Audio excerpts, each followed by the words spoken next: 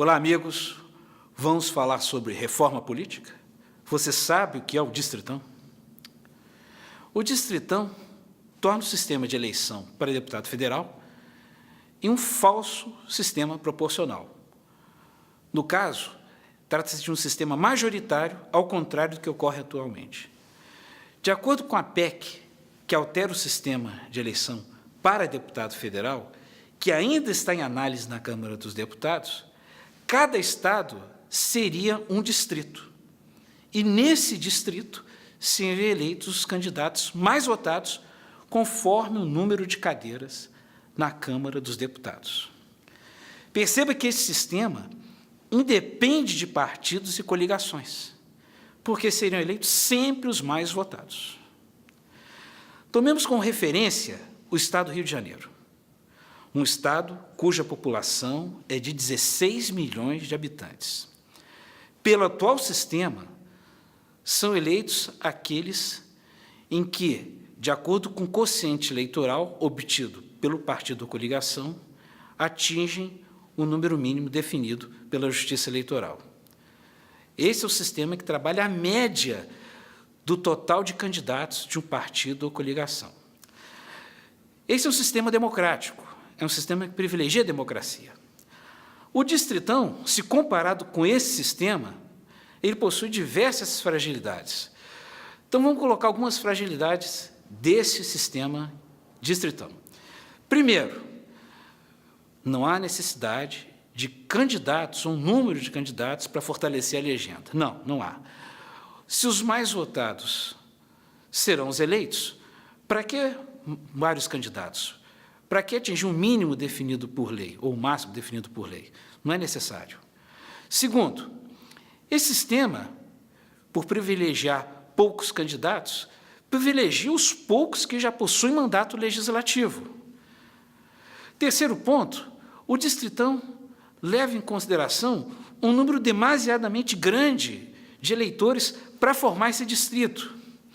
Se nós tomarmos como referência o estado do Rio de Janeiro, já mencionado anteriormente, com 16 milhões de habitantes, você vai verificar que um candidato a deputado federal tem que estar em toda a região do estado, ele pode ter votos em todas as regiões.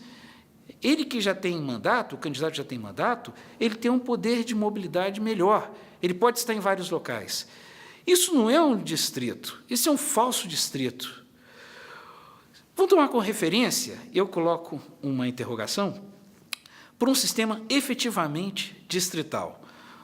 Vamos tomar como base a população do Brasil, 200 milhões de habitantes. Vamos tomar como referência o número de deputados federais, 513 deputados federais. Vamos dividir.